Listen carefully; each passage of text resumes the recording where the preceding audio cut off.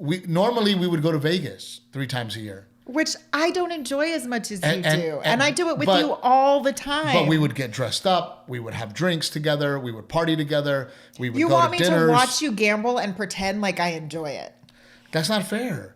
Because when you go, we don't gamble till late at night. We do husband and wife time. No, but you're like, at least pretend like you're having fun. I don't like to gamble. Like, it's not my thing. In Vegas, I don't ask you to gamble with me.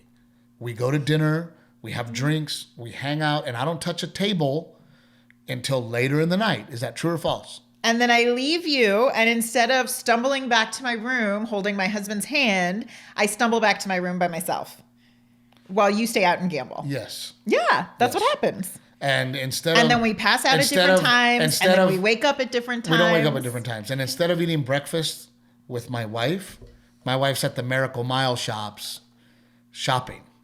So instead of waking up and having a nice breakfast with my wife, I'm eating breakfast alone because you're shopping. So stop with your fucking, well, look what Steve does to me. Stop.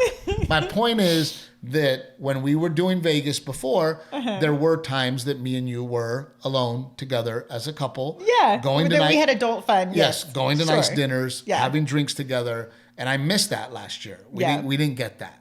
Right? Yeah. So I was happy that we were able to do that. However, listen, Rick, I think there would have been no complaints about this Mexico vacation had a casino been involved. No. That's all I'm saying. No.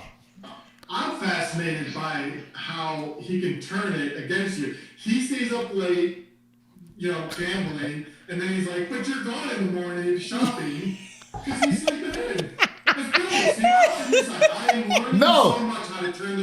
No, I don't sleep in. That's my point.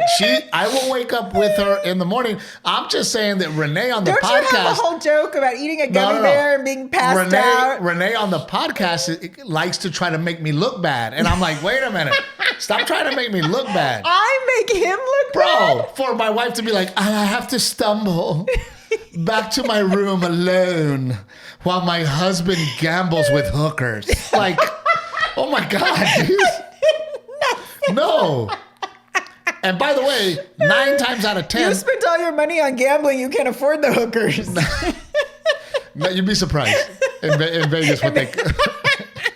No, my point is that, and normally, by the way, I always walk you to the elevator, give you a kiss and a hug, and tell you thank you. So stop acting like... I always push you into the elevator with a creep and say, bye, babe. Yeah, she doesn't want to go to bed. The point I'm trying to make is that I was happy to give you this vacation. I really was. And I want you to know that. Sincerely, it made me happy to do this for you. It really did.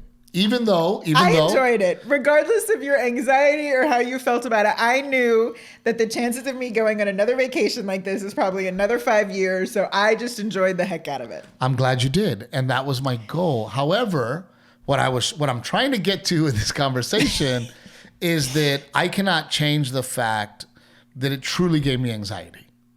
It really made me feel that way. No, and I cannot change the fact. That's a very real feeling. I acknowledge I that. also can't change the fact that I showed up sick in a time with COVID.